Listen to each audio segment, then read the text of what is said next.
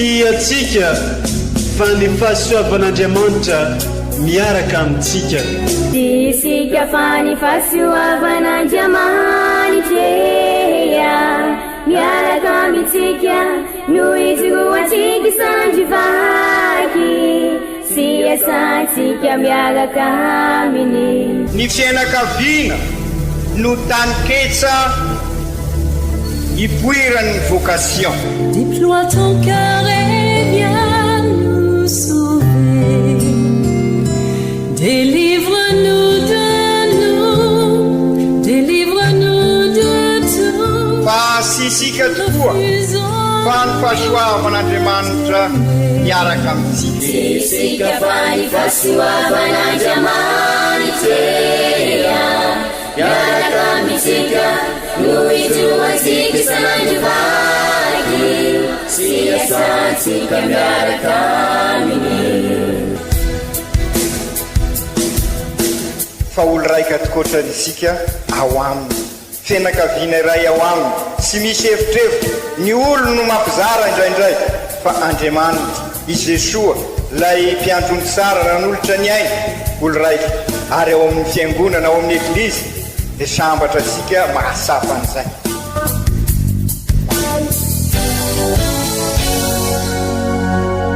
Olo araiky atsika atambatry ny fanahy masina kamiray olo araiky ao amin'ny Kristy.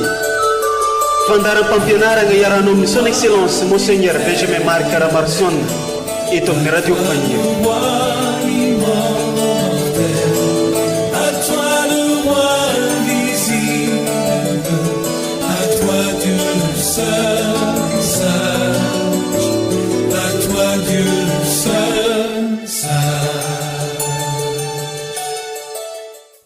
Teny mahafaly no torio ary ataovy antsoavo aele zao hatrany amparavazan-tany izao nanafaka ny vahoakany ny tompo. Aleluia.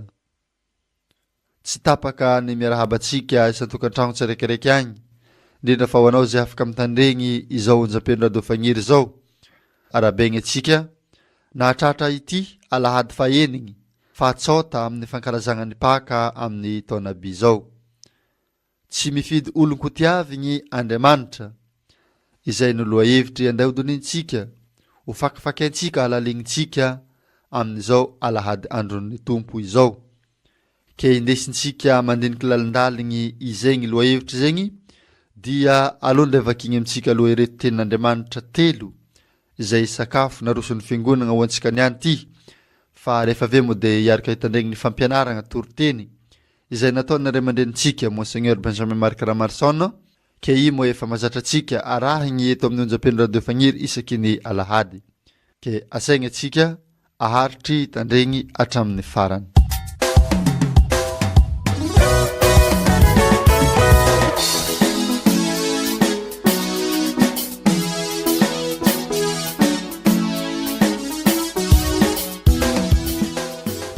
Vakteny masina voalohany boky mitantara ny asan'ny apôstôly. Tamin'izany andro izany raha vao niditra tao Sezarea i Piera dia notsenainy Kornely kapiteny Romanina ka sady niankoka teo antongony izy no nitsoka azy. Fa nasainy Piera nitsangana izy nataony hoe mitsangana fa olona ihany aho. Dia niloabava i Piera ka nanao hoe hitako marina tokoa fa tsy mizata van'olona Andriamanitra fa izay matahotra azy sy manao ny marina dia ankasitrany na aiza firenena misy azy. Mbola miteny eo i Piera no nidina tamin'izay rehetra ny teny ny fanahy masina ka talanjona fatratra ny mpino voafora. Tonga teo niaraka tamin'ny Piera. Nahita fa nidina tamin'ny jentily koa ny fanomezan'ny fanahy masina satria reny ny teny fiteny sambihafa sy nankalazan'Andriamanitra izy ireo. Dia hoy Piera, azo lavina tsy atao batemy amin'ny rano va ireto olona efa nandray ny fanahy masina toantsika ireto? Koa ireo nasainy natao batemy amin'ny anaran'i Jesosy Kristy Tompo izy kosa nagatan'ireo toetra eo aminy andro vitsivitsy. Izany ary ny tenin'ny Tompo, isaorina ne Andriamanitra.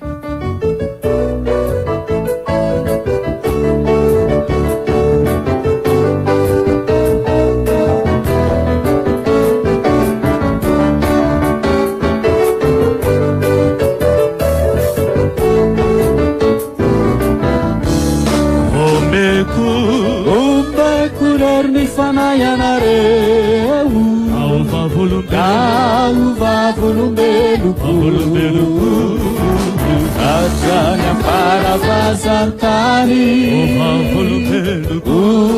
vavulumbeluku omegu lerni fanayanaremu vavulumbeluku ajanya para vazantani vavulumbeluku ira watsavao ni tum famagagan zavabitani fantanan lunamunz nanampiazni eritsandrini gade itam firelen ifamjena mapamarinani batsarubir Israel ilaiftavan simivadika izawer vazantan Izatu fonzinandria manitra Ortandirantu Kami tanam cara vuanda Lawan sawang baliniku Alovian sas fiubiana Leuna sifasi ang zumar Itunggeram fiandianali Umbeku lerni fanayanare vavulumbeluku ajanya para vazantani vavulumbeluku au kituku kaneliran iranu masmasini punini kaikea kaleniun ituturefja kunivuita Baitsenan tumputani Itsaran ulla tsakanavakan Aritsaran firelen Ampamarina na sanadarili Ande dunia sabau nilai Amagagan zababitani Elzanan lumari Aifamgene fanusuritani Ifanain manakir Apamanetana tsikazanai Anamanan kasain Ilaiftavan tapituata Ubeku lerni fanayanare Vavulumbeluku Ajanya para vazantani Vavulumbeluku Ombeku lerni fanayanare vavulumbeluku ajanya para vazantani vavulumbeluku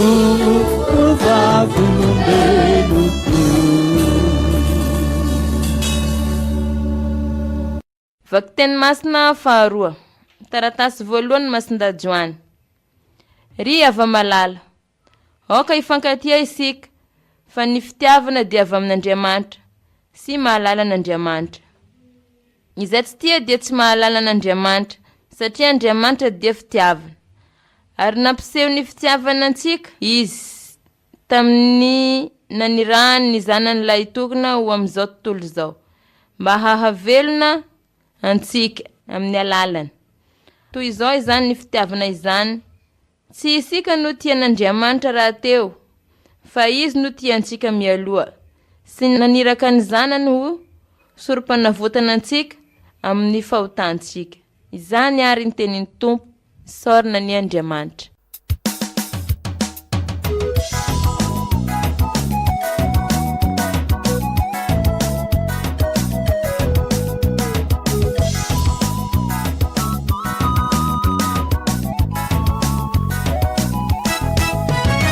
Alléluia, Alléluia. oyae resinay teny-Janahary ia akatoavinay teny-Janahary ia fa teny masigny sy mahery aleluia iaea Aleluia, aleluia, oyae resinay teny-Janahary akatoavinay teny-Janahary fa teny masigny sy mahery aleluia iaea. Evanjely masigny nosoratany Masinda Joany toko 5:10 andiny 7 ka hatramin'ny 7:10. Tsy misy manam-pitiavana lehibe kokoa noho ny mahafoy ny ainy ho an'ny sakezany. Tamin'izany andro zany, i Jesosy niteny tamin'ny mpianany nanao hoe, tahaka ny nitiavan'ny iray ahy no nitiavako anareo koa mitomoera amin'ny fitiavako ianareo. Raha mitandriny ny didiko ianareo no hitoetra amin'ny fitiavako, tahaka ny nitandremako ny didin'ny raiko sy hitoerako amin'ny fitiavany. Izaho no milaza izany aminareo, dia mba ho ao aminareo ny fifaliako, ary mba ho lavorary ny fifalianareo. Izao no didiko, dia ny mba hifankatiavanareo tahaka ny nitiavako anareo. Tsy misy manam-pitiavana lehibe kokoa noho ny mahafoy ny ainy ho an'ny sakezany. Ianareo no sakezako, raha magnatanteraka izay andidiako anareo. Tsy ataoko hoe mpanompo intsony ianareo, satria ny mpanompo tsy mahalala izay ataon'ny tompony, fa efa nataoko hoe sakeza ianareo, satria efa nambarako taminareo avokoa izay rehetra reko tamin'ny raiko. Tsy ianareo no nifidy ahy, fa izaho no nifidy anareo, ka nanindry anareo mba andehananareo sy ahavokaranareo, ary hahareta ny vokatrareo sy hagnomezan'ny raiko anareo izay rehetra angatahinareo amin'ny agnarako. Nindidiko anareo dia ny mba hifankatiavanareo. Izany araka ankalazaontsika fa masigny ny tenin'ny Tompo, derany ho anao ry Kristy.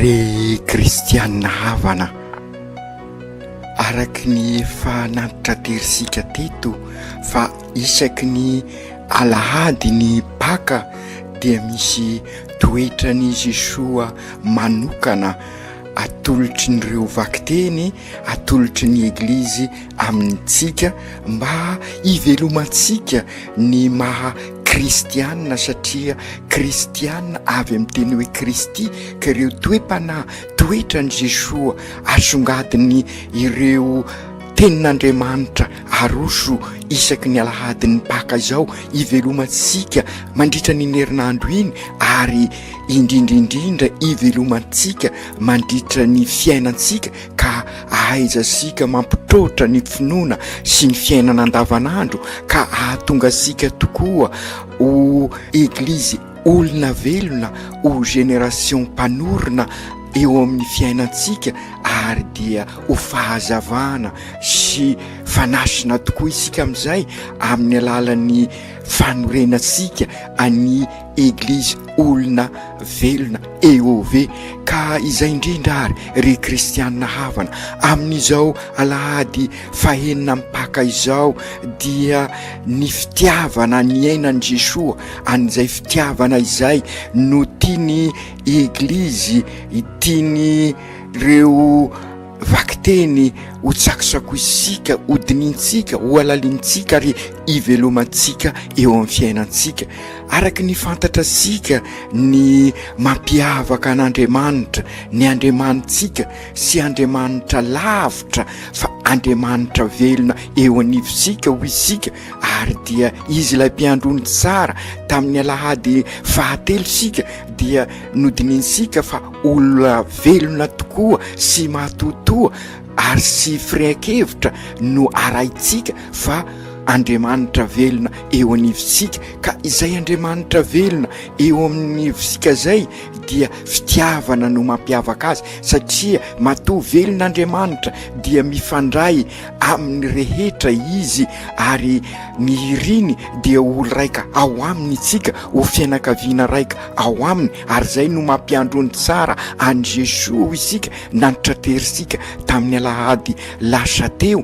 Ka izay fitiavana zay no mpisogadian'ny reo vakiteny toetra n'Andriamanitra manokana, ary raha nahary asika r'Andriamanitra, nahary asika hitovy endrika aminy, dia izay fitiavana izay no hitovizasika endrika aminy, ary zay no mahatonga ny fianakaviana ho fototra ny fiainana maha-kristianina, fianakaviana eglizy kely, ary avy amin'ny eglizy kely no manorina ny eglizy fiombonana, ary ny eglizy fiombonana mitambatra ho isika no manorina ny eglizy fototra. Eo zany no anehoisika sara n'izay fiombonana zay, ary ny eglizy fototra mitambatambatra no maha eglizy iraka, satria sy mikombona ny eglizy, ny fianakaviam-ben'Andriamanitra sy mikombona, ny trinité masina sy mikombona, ny fitiavan'Andriamanitra dia tena mifanohitra amin'ny fitiavatena, fa fitiavana mivelatra amin'ny hafa. Ka izay no mahatonga ny eglizy iraka iraina isika ivelona ny maha-kristianina sika eo anivon'izao tontolo izao, na dia sy anisan'izao tontolo izao azy. Ary dia izay ny antitraterin'ireo vakiteny androano isika, ny fitiavana no teny mampifandray ny vakiteny nyrenesika androany, ary dia miveriverina ny hoe fitiavana Andriamanitra, ary zany tokoa ny maizy azy ho isika teo. Io no azo amaritana an'Andriamanitra, ka raha mamaritra ny maha-kristianina sika, ary sika mpanaradian'ny Kristy, dia izay koa ny fitiavana no mamaritra sika. Ary dia izay ireo refy zay andaliana sika ny fiainansika, lay 5F dia azo lazaina fa mifototra amin'ny fitiavana, ny fitiavana, ny fiombonana, ny fifandraisana ao amin'ny trinité masina no fototra sady fakatahaka ho asika. Ary dia izay no mahatonga ny eglizy ho fianakaviana kely, eglizy kely ao an-trano ny fianakaviana, mba anahaka an'izay trinité masina izay. Ary ny irin'Andriamanitra, ny vocation sika dia ho iray ao amin'Andriamanitra, ho olo raika ao amin'Andriamanitra. Ka izay indrindra ary ahoana no niainan'i Jesoa an'izay fitiavana izay, mba anarahantsika azy koa, ary dia mba hianarantsika eo amin'ny fiainansika. Dia hoy Jesoa ao amin'ny evanjely, dia tahaka ny tiavan'ny ray ahy no ny tiavako anareo koa. Ka inona ary ny mampiavaka ny fitiavan'ny ray? Ny fitiavan'ny ray dia sy manavaka izy, sy mifidy tavan'olona izy, sy manilikilika izy, ary ny manasoa no ny fitiavana, manasoa ny hafa ary mandray ny hafa araky ny maha izy azy. Zay ny fitiavana nampianarin'i Jesoa, ary zay no nanoloran'ny tenany teo amin'ny hazo fizaliana, ary zay ny paka fandalovana miala amin'ny toetra rasy. Ino toetra rasy io? Ny fitiavatena, ny fialonana, ny avonavona, ka mahatonga sika anangona fosiny. Fa ny fitiavana nampianarin'i Jesoa dia lay fitiavana misokatra amin'ny rehetra, amin'ny fanaovana soa, amin'ny alalan'ny fanompona, ary amin'ny alalan'ny fizoroana amin'ny marina, ary dia mitady ampiombona mandrakariva, ary dia izay ny fitiavana marina izay. Ka izay no nampalalain'i Jesoa tamin'ny fiainansika, tamin'ny fiainany mako, ary nampalalany antsika mba hiainansika azy koa eo amin'ny fiainansika andavanandro. Ary ampianariny ary amin'ny evanjely, raha tiasika tokoa amokatra sara ary ny fiainansika, ary raha tiasika ahazo ny tena fiadanana, raha hiala amin'ny tena toetra rasy mahatonga sika ao anatin'ny fahaseranana sy ny fizaliana, dia ampianariny ary sika hoy izy hoe mitoera amin'ny fitiavako ianareo, dia io fitiavana io no mandrafitra ny fiainantsika ary raha mitoetra ao am' Jesosy sika ary itoeran' Jesosy sika de dikan'izay miaino ny feony ary dia miaino an'Andriamanitra sika, miaino ny afatra ny Jesosy amin'ny fiainansika andavanandro dia raha miaino tokoa isika sy miaino akandrina fosiny fa manatanteraka ny sitrak'Andriamanitra ary zay ny tena finoana ho isika sy tany malemy anorenam-pangady ho isika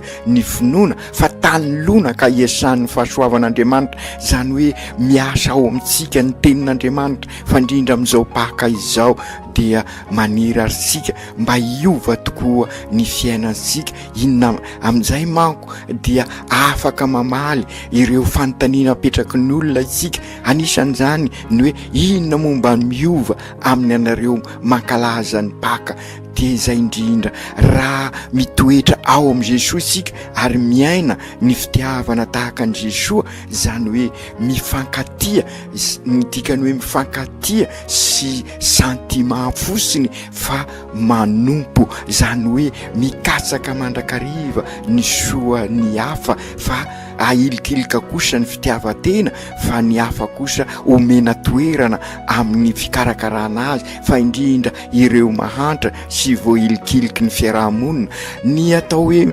mifankatia dia mivelona ny fahamarinana marina amin'ny fifandraisany fa alefa lavitra ahilika lavitra ny lainga sy ny fitapitaka amin'izay dia andesiny kolokolo isika raha mijoro tokoa amin'ny tena fitiavana zany hoe ao anatin'ny fahamarinana ary dia izay no andrasasika amin'izao paka izao satria fantatra sika fa io kolokolo io no mikiky ny fiarahamonina sika io lainga io no manapotika ny fiarahamonina sika ka mahatonga sika mifamono ka raha génération mpanorona arsika dia sy mainsy mampanjaka ny rariny sy ny hisiny ka izay ny tondra sika amin'ny tena fiadanana marina ary dia izay no ametrahasika ny tena fihavanana zay matimatesasika ankehitriny ary noery ary satria mety antanitsika hoe aizany angovo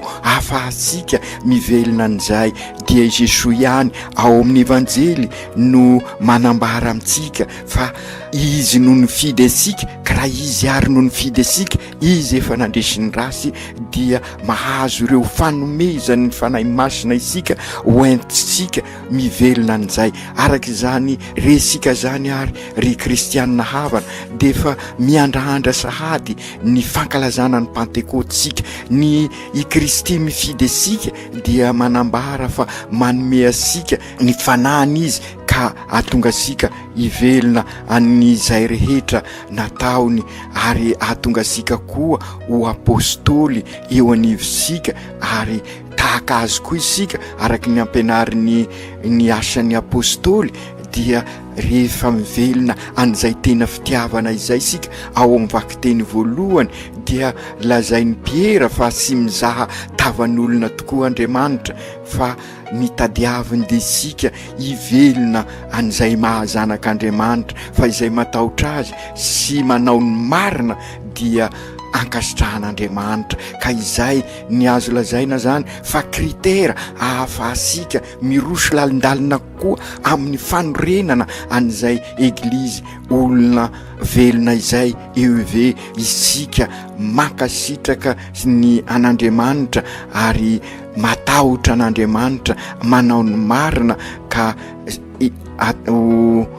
antsoin'Andriamanitra ho iray ao aminy isika dia izay tokoa araky n'io taratasy ny asan'ny apôstôly io dia ho fenony fanahy masina isika amin'ny fanorenana an'izay eglizy olona velona izay ary manomana sahady sika ho iaho amin'ny fankalazana ny pentekoty mikahiry isika tokoa ary io filan-kevitra pastoraly ho tanterahisika io dia mba ho fenony fanahy masina ka ho pentekoty vaovao tokoa io fankalazana ny filan-kevitra pastoraly io ka hitoetra ao amin'ny Kristy tokoa isika ary itoeran'ny Kristy, mitoetra ao amin'ny Kristy isika ary itoeran'ny Kristy raha mivelona ny tena fitiavana tahaka ny nampianariny Jesoa ary zay vonrenesika tamin'ny evanjely teo.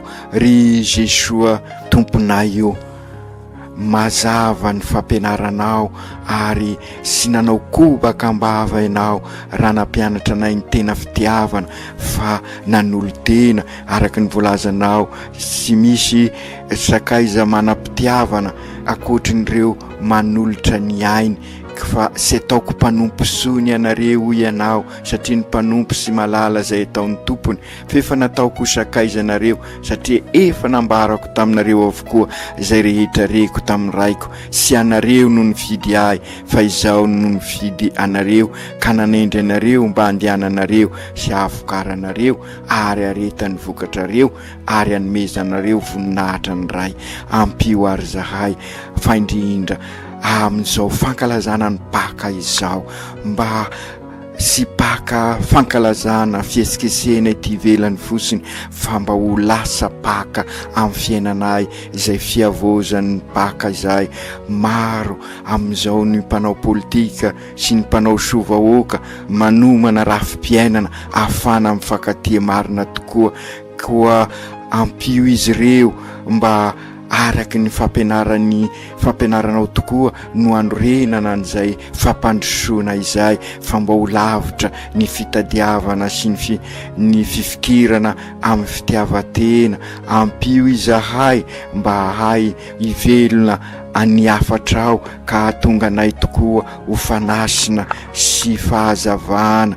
Tompo, atovy mitovy amin'ny fonao ary ny fonay, atovy mitovy amin'ny angovo amin'ny fitiavanao ny fitiavanay, dia ahafoy tokoa izahay ary aharitra ho vavolombelonao ary indrindra koa ho feny fanatretena ka hiaraka ampanjaka ny rariny sy ny hisiny eo anivon'ny eglizy olona velona eo amin'ny fiainanay andavanandro. Aoka tanteraka izany amin'ny anaran'ny Ray sy ny Zanaka sy ny Fanahy Masina.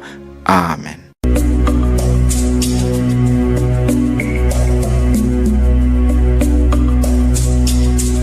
Tsy atsika fa ny fahasoavan'Andriamanitra miaraka amintsika.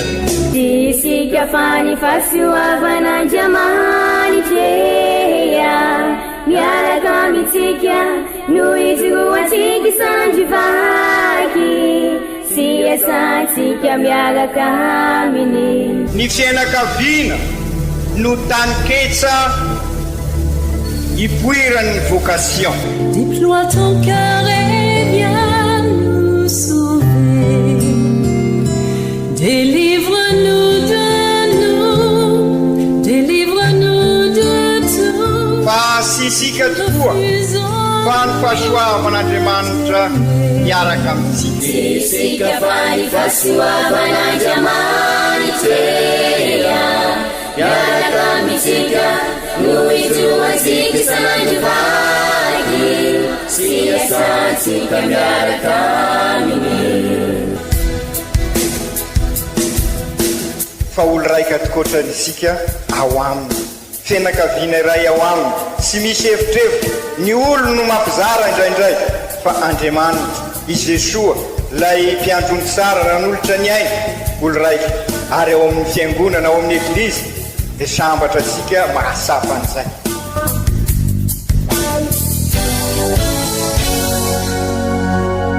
Olo araiky atsika atambatry ny fanahy masina kamiray, olo araiky ao amin'ny Kristy.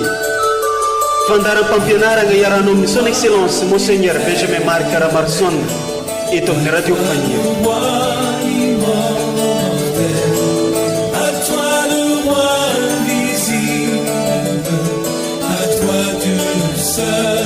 Seul,